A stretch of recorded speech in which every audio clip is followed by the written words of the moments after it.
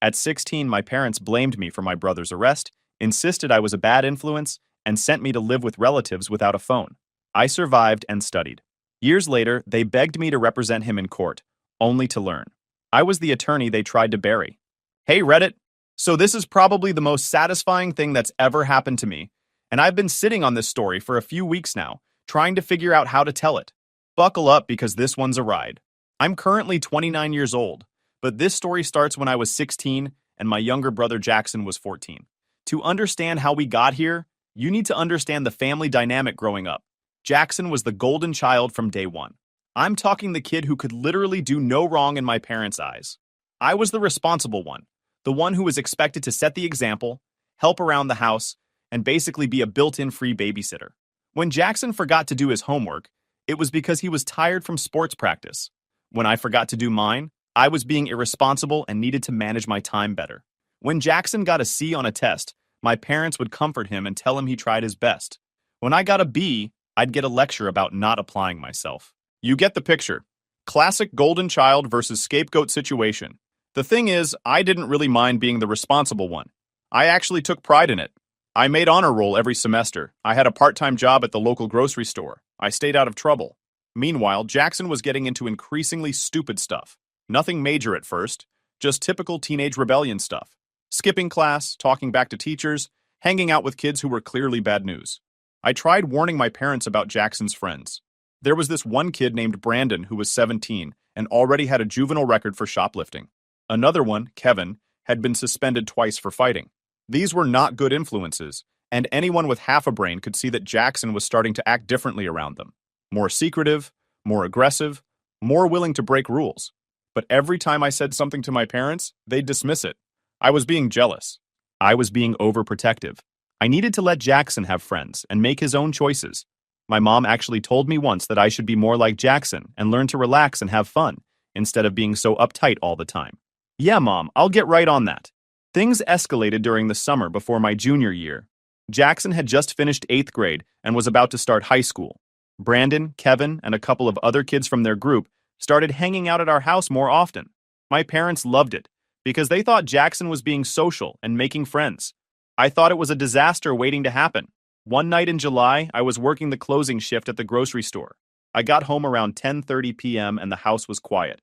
My parents were watching TV in the living room, and I figured Jackson was in his room.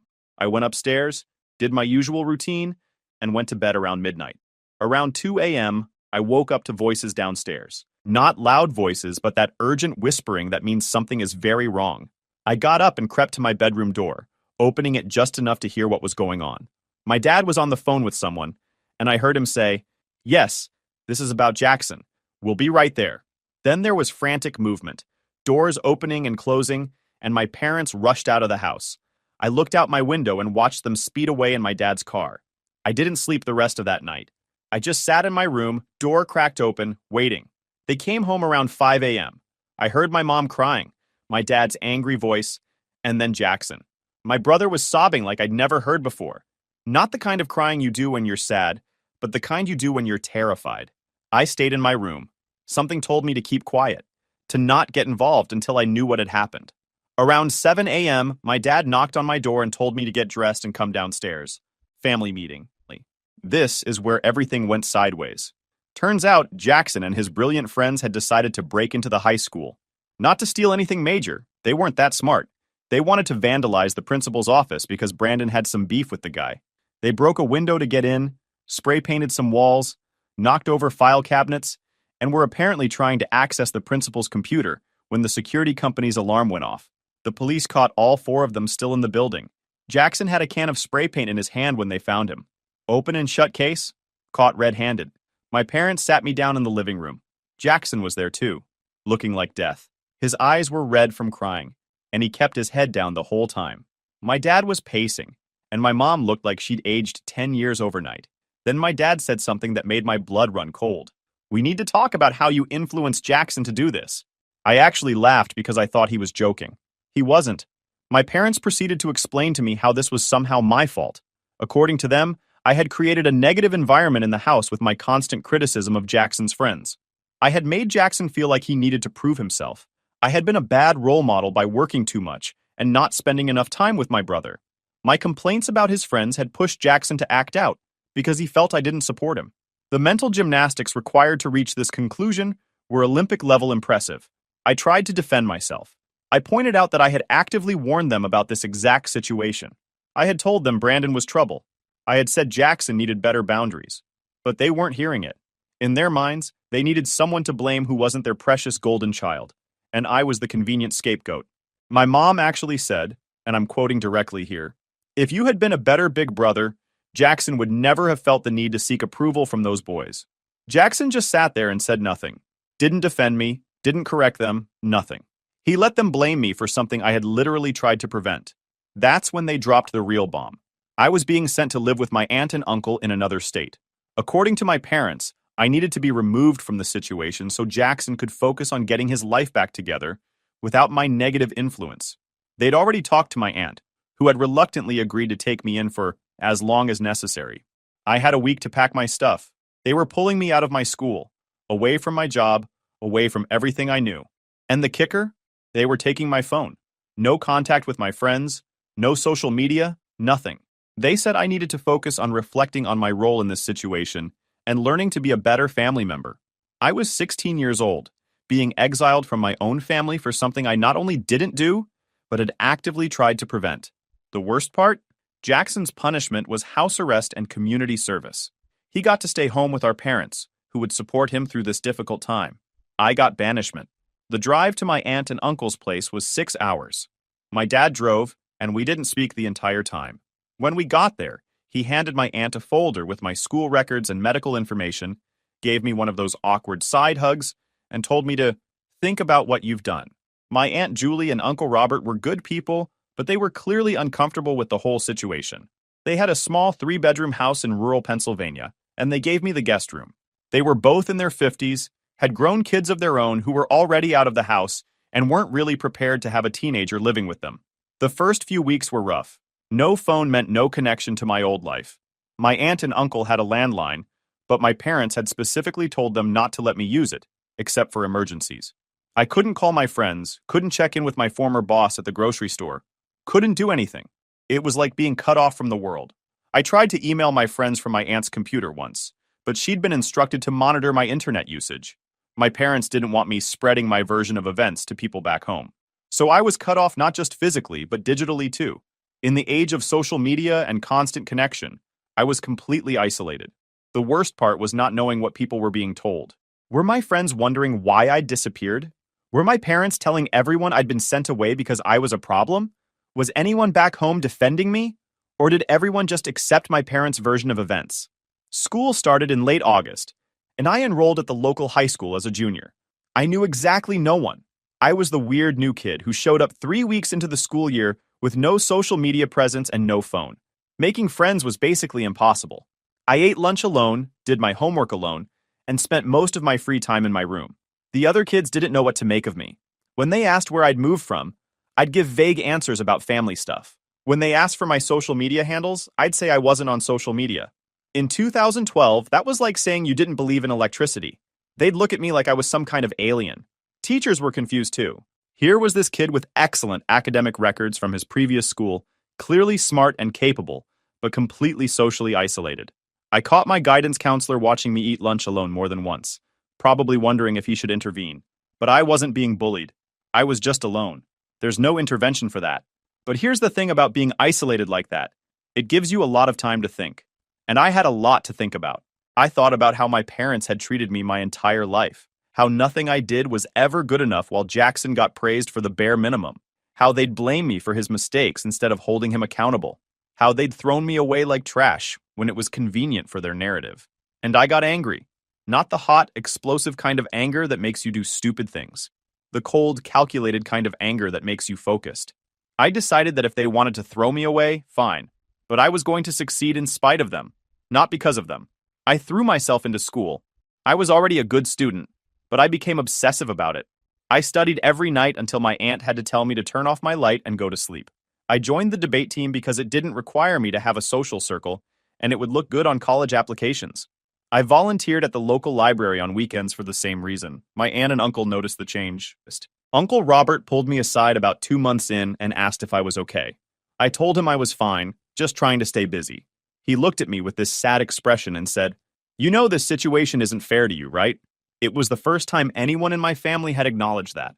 I nearly cried right there in his garage. He continued, "Your parents are handling this all wrong, but you're doing the right thing, focusing on school and your future. Don't let their mistakes define yours." That conversation changed something in me. I realized I didn't have to accept my parents' version of reality. I could create my own path, and their opinion of me didn't matter. My aunt would call my parents once a week to give them updates on how I was doing. I'd hear her on the phone. "He's doing well in school. Honor roll again. Yes, he's behaving himself. No, he hasn't asked about coming home." That last part was important, because after about 3 months, I realized I didn't want to go home. I didn't want to go back to a house where I was blamed for everything and appreciated for nothing. So when my aunt would relay messages from my parents asking when I wanted to visit, I'd tell her I was too busy with school. Christmas that first year was weird. My parents sent a package with some generic gifts: a sweater that was the wrong size, a gift card to a restaurant that didn't exist in Pennsylvania, and a card that said, "Hope you're learning and growing." No phone call, no video chat, nothing personal. Just a package that screamed, "We did the minimum required to pretend we care." I sent nothing back. Months turned into a year, and then another. My parents would occasionally call my aunt to ask about me, but they never asked to speak to me directly. I figured they were fine with the arrangement. I was out of sight, out of mind, and they could focus all their attention on fixing Jackson's life. Meanwhile, I was crushing it academically. I finished junior year with a 4.0 GPA. Senior year, I was taking every AP class available and scoring high on all the tests. I applied to colleges, writing my essay about overcoming adversity and learning self-reliance. I didn't mention my parents or Jackson by name, but anyone who read between the lines could figure out what had happened. I got accepted to a good state university with a partial scholarship. Not a full ride, but combined with student loans and a work-study program, I could make it work. When I told my aunt and uncle, they were thrilled.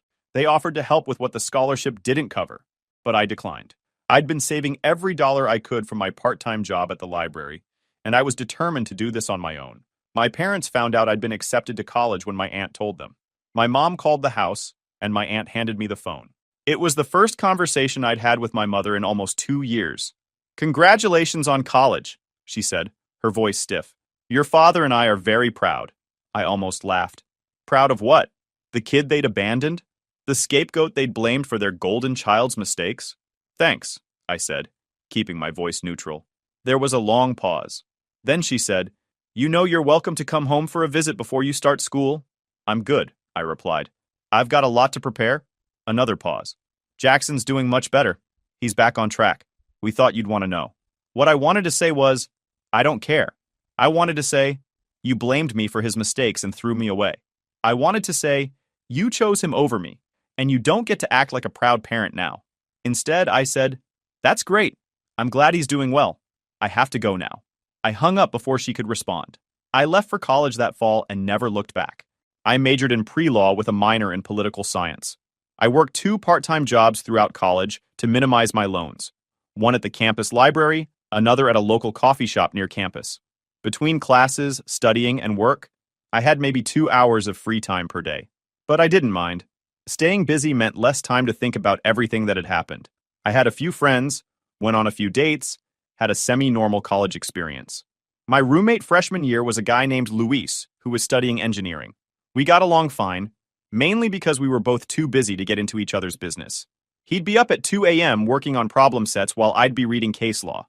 We'd occasionally grab food together or watch a game on weekends, but mostly we just coexisted in that easy way college roommates do. Sophomore year, I moved into an apartment with 3 other guys. It was cheaper than the dorms, and I could cook my own meals instead of paying for a meal plan. I learned to make decent food on a tight budget. Lots of rice, beans, chicken, pasta. Nothing fancy, but it was fuel. I dated a girl named Rebecca for most of junior year. She was sweet, studying to be a teacher. We met in a political science class and started studying together. Eventually, studying turned into coffee dates, which turned into actual dates. She met Aunt Julie once when she came to visit for Parents' Weekend. Julie loved her, said she was good for me. Rebecca and I broke up when she realized I was never going to introduce her to my parents. She couldn't understand why I didn't talk to my family. I tried explaining it once, the whole story about being blamed and sent away. But she came from one of those close, functional families where everyone loves each other and problems get talked through. She couldn't wrap her head around the idea of parents who would do what mine did. She suggested I work on forgiving them, maybe try family counseling. When I refused, she said I was holding on to anger that was only hurting me. We broke up about 2 weeks later. No hard feelings, just two people who couldn't understand each other's fundamental worldview. My focus was always on the long game, law school. I studied my behind off and made the dean's list every semester. I applied to law schools my senior year and got accepted to a good program. Not Harvard or Yale, but a solid school with a strong reputation. More loans, more work study, more grinding. But I was used to it by now. Hard work was my comfort zone. Law school was brutal. First year almost broke me with the workload and competition. The Socratic method, where professors randomly call on students to answer complex legal questions in front of the entire class, was designed to be intimidating, and it worked. I watched classmates drop out, switch to part-time programs, or have complete breakdowns in the library at 2 a.m. But I remembered sitting in that guest room in Pennsylvania, angry and isolated, and I used that memory as fuel. Every time I wanted to quit, and there were many times, I thought about my parents dismissing me, and it pushed me harder. When I was exhausted from pulling all-nighters to finish case briefs, I thought about that family meeting where they blamed me for Jackson's arrest. When I was stressed about exams, I remembered my mom's words about me being a bad influence. First year, I worked as a research assistant for one of my professors, helping compile case law for an article she was writing. Second year, I joined the criminal law clinic where law students work on actual cases under supervision. I represented clients who couldn't afford private attorneys, mostly juveniles accused of minor crimes. That's when I realized this was what I wanted to do with my career. Third year, I was editor of the Law Review, which meant even longer hours and less sleep. But I also secured a summer internship at a public defender's office, which gave me real courtroom experience. I watched seasoned attorneys fight for clients that society had written off. I saw kids who'd made stupid mistakes get second chances because someone believed in them enough to fight for them in court. I graduated in the top 10% of my class, passed the bar exam on my first try, which only about 60% of test takers accomplish, got hired by a small criminal defense firm that specialized in juvenile cases. The irony wasn't lost on me. The kid who got blamed for his brother's juvenile crime was now defending juveniles accused of crimes. My first year as an actual attorney was a learning curve. I lost cases I thought I'd win and won cases I thought were hopeless. But I learned fast. I learned how to read judges, how to cross-examine witnesses, how to find the holes in a prosecutor's case. I learned that sometimes the best outcome isn't an acquittal. It's getting your client into a treatment program instead of jail, or getting charges reduced so they don't have a felony on their record for the rest of their lives. I worked 60-hour weeks minimum. Some weeks it was closer to 80, but I loved it. Every kid I helped felt like a small victory against the system that had failed me. Every time I got a judge to see my client as a person and not just a case number, I felt like I was doing something that mattered. By year 3, I had a reputation. Other attorneys started referring clients to me. Judges knew my name. I'd built something real from absolutely nothing.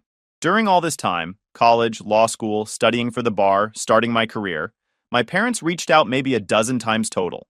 Birthday cards with generic messages. The occasional email asking how school was going. Once, my dad called to tell me my grandmother had passed away. But we never had real conversations. They never apologized.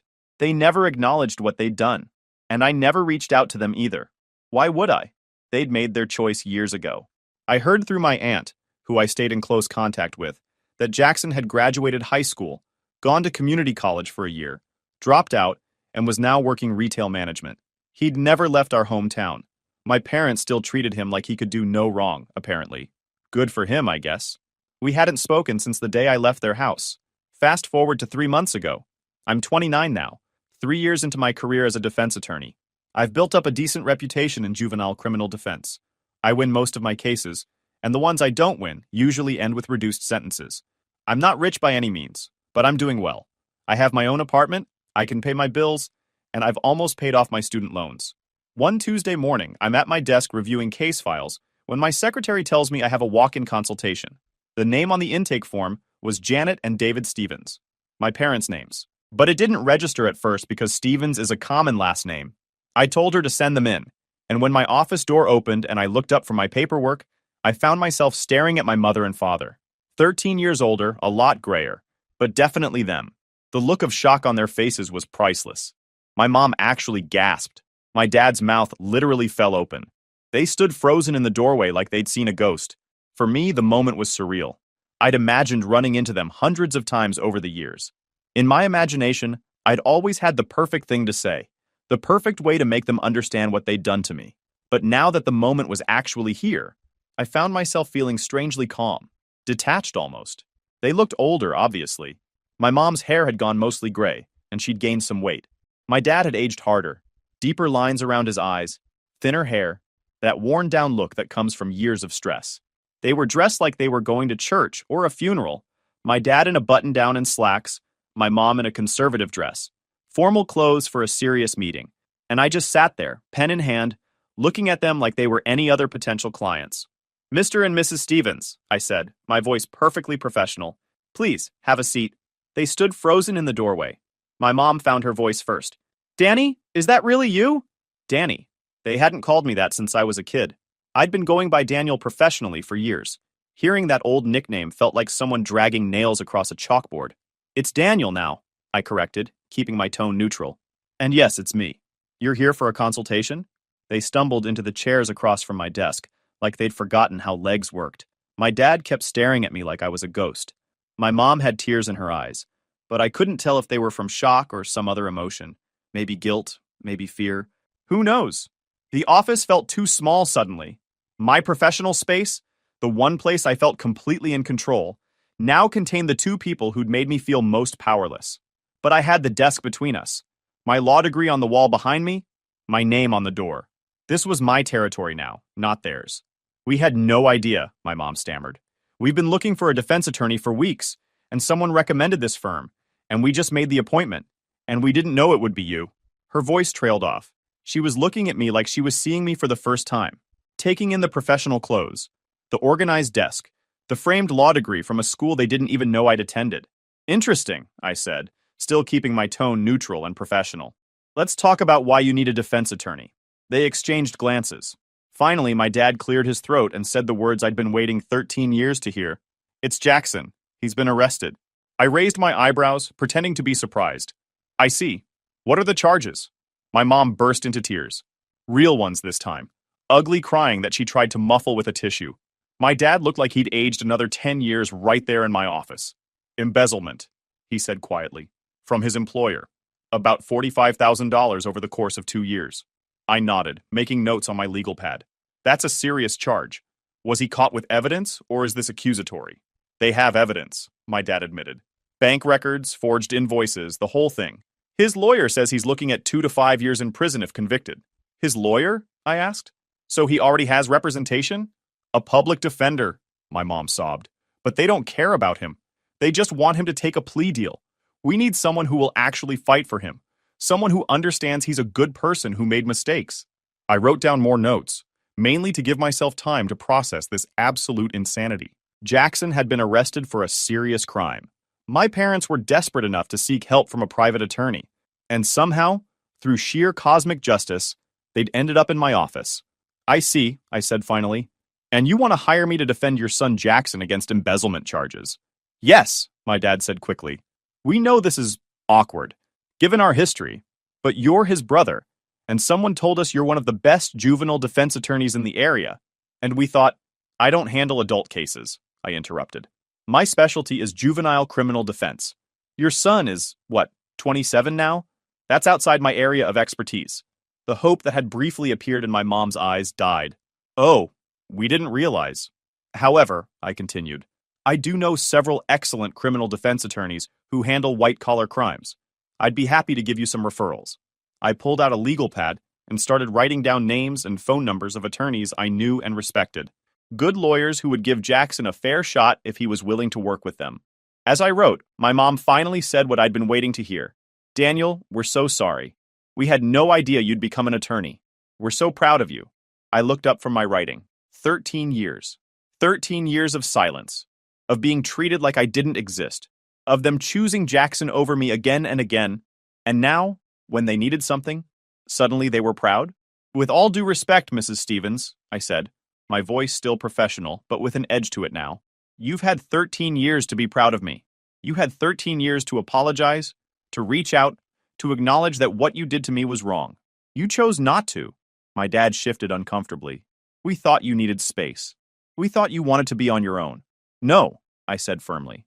You blamed me for Jackson's mistakes and threw me away because it was easier than holding your golden child accountable. And now that he's in trouble again, you show up at my office asking for help. The irony is almost poetic. We made mistakes, my mom whispered. We know that now. We should have handled things differently back then. But please, he's still your brother. I finished writing the referrals and slid the paper across my desk. These are 3 excellent attorneys. Any of them would be a good fit for Jackson's case. I'll make a note in their files that you're coming on my recommendation. That's it? My dad asked. You're not going to... You're just giving us referrals? What exactly did you expect? I asked. That I'd drop everything to save the brother who sat silently while you blame me for his crimes? The brother who never once reached out in 13 years? The parents who chose him over me at every opportunity? We're family, my mom said desperately. Family, I repeated, tasting the word. You know what I learned while I was living with Aunt Julie and Uncle Robert? Family isn't about blood. It's about who shows up for you. It's about who believes in you when things are hard. They were more family to me in 1 year than you were in 16. The silence in my office was heavy. Outside, I could hear phones ringing and people talking, normal office sounds. But in here, it felt like time had stopped. Finally, I stood up, signaling that the consultation was over. I genuinely hope Jackson gets a good attorney and a fair outcome. Nobody deserves to have their life destroyed over mistakes. But I'm not that attorney, and I'm not going to pretend we're a family who can just move past 13 years of you treating me like I didn't exist. My parents stood slowly. My mom was still crying. My dad looked like he wanted to say something but couldn't find the words. As they reached the door, my mom turned back one more time. For what it's worth, we really are proud of you. Look at everything you've accomplished. I accomplished it without you, I replied. That's the part you need to understand. I survived being thrown away by my family at 16. I put myself through college and law school. I built this career from nothing, with no help from you. So yeah, I'm proud of myself too, but you don't get credit for that. They left without another word. I sat back down at my desk and stared at the closed door for a long time. Part of me felt guilty. They'd looked so desperate, so broken, but the bigger part of me felt vindicated. They'd come looking for the son they'd thrown away, hoping he'd save the son they'd protected, and learned that the throwaway son had become someone they needed. My secretary knocked and poked her head in. You okay? That seemed intense. Yeah, I said, surprising myself by smiling. I'm actually really okay. Were those the parents you told me about once? The ones who sent you away? I nodded. They didn't recognize me until they walked into my office. They'd been looking for a good defense attorney for their other son and ended up here. She whistled low. That's some karma right there. Yeah, I agreed. Some karma. I heard through the grapevine, one of the attorneys I'd referred them to, that Jackson did end up taking a plea deal. He got 18 months in minimum security and 5 years probation. Not a great outcome, but better than it could have been. The attorney told me my parents had asked about me, wanted to know if there was any way to reconnect. I told him to tell them I appreciated the thought, but no. About a month after that office visit, I got a letter in the mail. My mother's handwriting on the envelope. I almost threw it away without reading it, but curiosity got the better of me. The letter was 4 pages long. She apologized for everything, for blaming me, for sending me away, for not staying in contact, for choosing Jackson over me repeatedly. She explained that they'd been in denial about Jackson's issues, that they'd been terrible parents to me, that they'd realized too late how badly they'd messed up. She said she understood if I never wanted to see them again, but that she wanted me to know how sorry they were. She included photos, pictures of me at graduation, at my first job, things that Aunt Julie must have sent them over the years. She'd kept them in an album, apparently. I read the letter twice, then put it in my desk drawer. Didn't respond. Haven't responded. Don't plan to. 3 weeks after that letter arrived, my secretary buzzed me. Your mother is online too. Should I tell her you're in a meeting? I stared at the blinking light on my phone for a solid 30 seconds. Then I picked up. Daniel Stevens, I said, keeping it professional. Daniel, it's Mom. Her voice was shaky. I know you probably don't want to talk to me, but I need to tell you something about Jackson. He took the plea deal. I already know. One of the attorneys I referred you to mentioned it. It's not that. She paused. He wrote you a letter, asked me to mail it to you. I have your office address from the business card you gave us. Don't send it, I said. He's really struggling with this, Daniel. He wants to apologize for everything, for not defending you back then, for I don't care what he wants to apologize for. I cut her off. You need to understand something. I'm not holding on to anger. I'm not waiting for apologies. I've moved on. My life is good. You're not part of it, and Jackson isn't part of it. That's not punishment. That's just reality. She was quiet for a moment. Then, we destroyed our relationship with you. I understand that now. But he's still your brother. No, I said calmly. He's a guy I used to know who shares my DNA. That's it. I hope his time in prison helps him figure his life out. But I'm not his support system, and I'm not yours. Can we at least meet for coffee sometime? Just to talk? No? Goodbye, Mrs. Stevens. I hung up before she could respond. My hands were shaking a little, but I felt okay. Clearer, actually. That was 8 months ago. They haven't tried contacting me since. Jackson started his sentence in February. I heard through my attorney contact that he's doing fine in minimum security. My parents visit him every week, apparently. Good for them. That's what parents are supposed to do. Show up for their kids. Meanwhile, I got promoted to senior associate at my firm last month. Bigger office, better cases, significant raise.